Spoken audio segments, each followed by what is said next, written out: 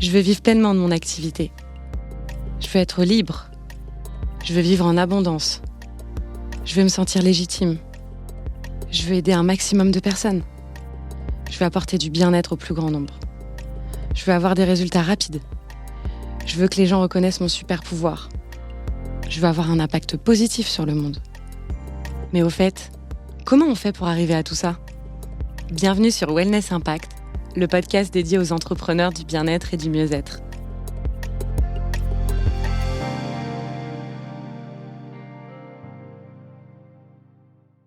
Bonjour à tous et à toutes, je vous accueille avec plaisir et enthousiasme dans ce nouvel épisode de Wellness Impact.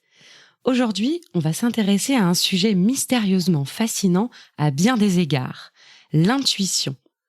Et maintenant que j'y pense, si je vous enregistre ce podcast ce matin, c'est parce qu'à un moment ou un autre, justement, j'en ai eu l'idée, j'en ai eu l'intuition. Coïncidence ? Certainement pas, voyons.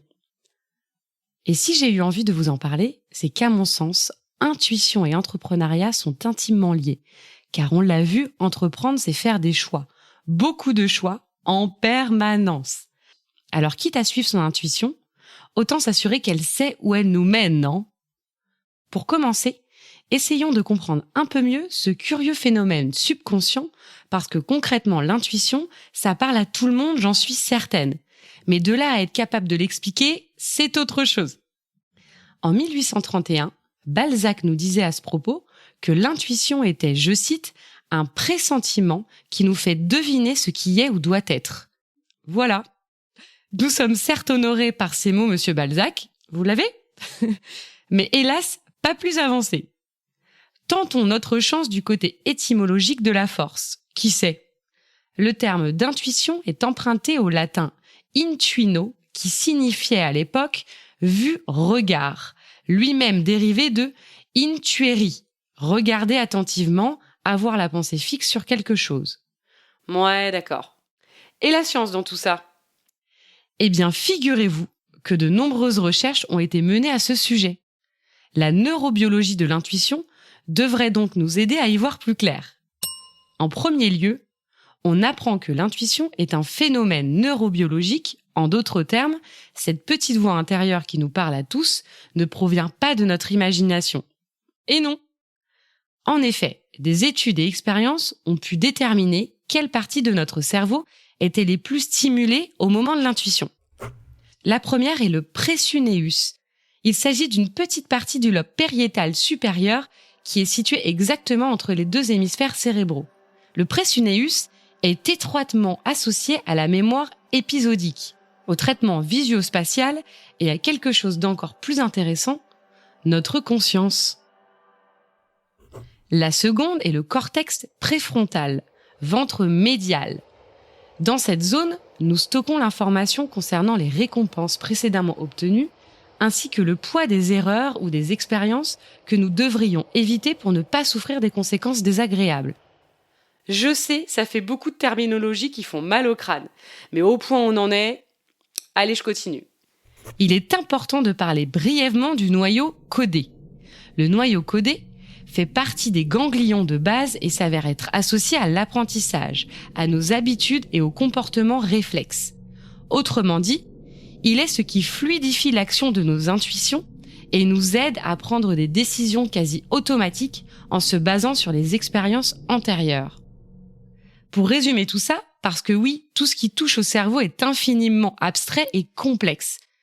Ce qu'on appelle intuition est une réponse cérébrale immédiate, basée sur nos expériences et apprentissages passés, notre conscience et nos émotions.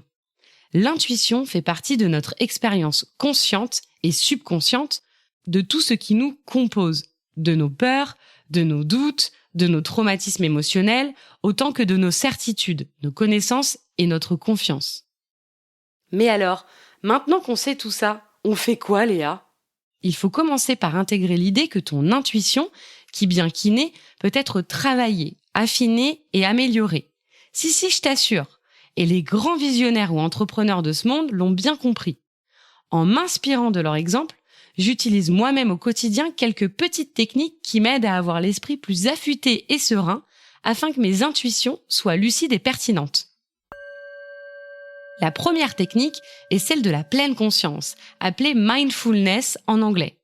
Pour vous aider à bien la visualiser, je vous invite à imaginer votre esprit comme un verre d'eau parfaitement translucide.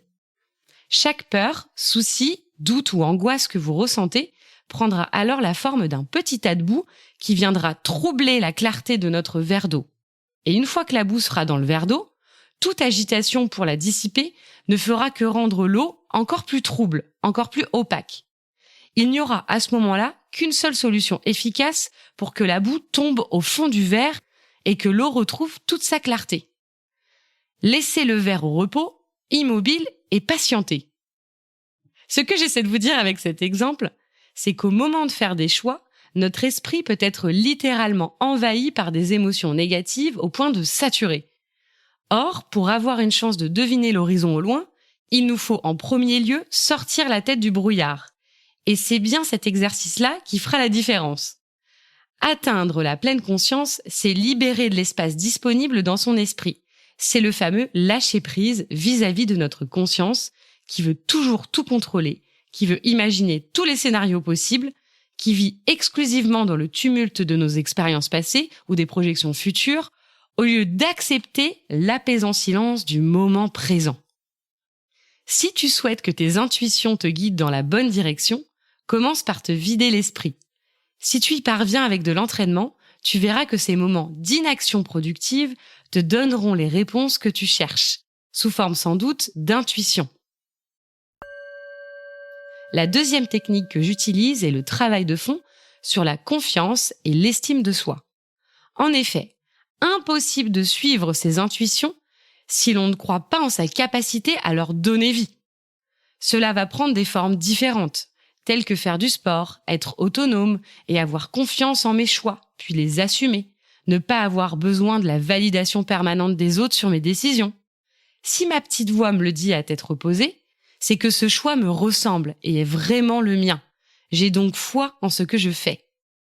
Mais attention, assumer ses choix ne veut pas dire devenir orgueilleux ou de mauvaise foi si la réalité me donne tort.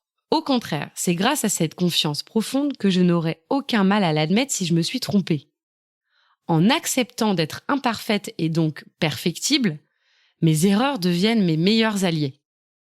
La dernière technique que j'utilise est le travail sur la vision globale de mon entreprise et tout ce que je projette sur elle. Et oui, pour savoir où je veux aller, il m'est impératif de savoir pourquoi j'y vais. En définissant et surtout en redéfinissant régulièrement mes attentes, mes ambitions, mes envies, je suis sûre de rester cohérente vis-à-vis de mon projet et de ne pas trop m'éparpiller. Ce qui, dans mon cas, est très tentant. Pas facile de garder une ligne directrice avec 1000 idées à la seconde. À force de travail et d'habitude, j'arrive désormais rapidement à distinguer mes intuitions pertinentes de mes intuitions farfelues ou hors sujet. Ce qui me fait gagner du temps et beaucoup d'énergie. Voilà, c'est tout pour aujourd'hui. J'espère que ce podcast aura pu t'aider à comprendre et à dompter tes intuitions pour mener bien sûr à bien ta vie d'entrepreneur. Mon dernier conseil pour finir, essaye de te créer un espace physique ou mental qui n'appartienne qu'à toi. Un espace de bienveillance envers toi-même et d'acceptation de qui tu es. Un espace où même quand rien ne va, tu pourras venir te régénérer et retrouver la foi en tout ce que tu veux accomplir. Un espace où le monde extérieur n'a pas d'emprise sur toi, car au fond tu le sais, ton intuition ne cesse d'essayer de te le dire. Ta réalité est celle que tu choisis de te créer. À bientôt! Merci d'avoir écouté cet épisode. J'espère qu'il saura t'aider et t'éclairer. N'hésite pas à le diffuser à un maximum de personnes. Et n'oublie pas de t'abonner sur mon compte Instagram, lea.misspoulet. À bientôt!